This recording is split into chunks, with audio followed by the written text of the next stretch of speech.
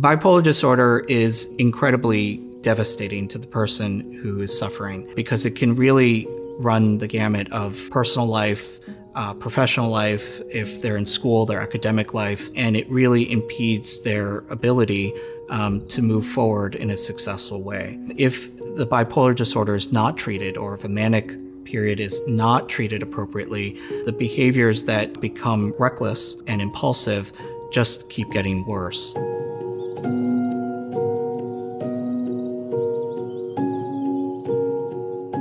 Bipolar disorder is a serious mental illness that needs really serious intervention and serious care. One of the hardest things about bipolar disorder that as a clinician is very difficult to face is the high rates of suicide that are associated with bipolar disorder. People with bipolar disorder run about 10 to 30 times greater in risk for suicide as compared to the general population.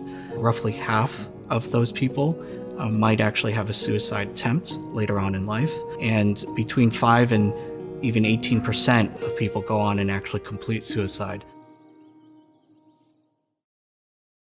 So bipolar disorder is a chronic illness. That means that this is an illness that a person has for the rest of their lives. What is really important is to establish mental health care early, to be able to be on the right medication, to have the right kind of provider who can support you as well as your loved ones who might be there supporting you through this period of time. What happens as a result of really good treatment is that a person then sees their bipolar illness as something that challenges them, but is not necessarily how they define themselves.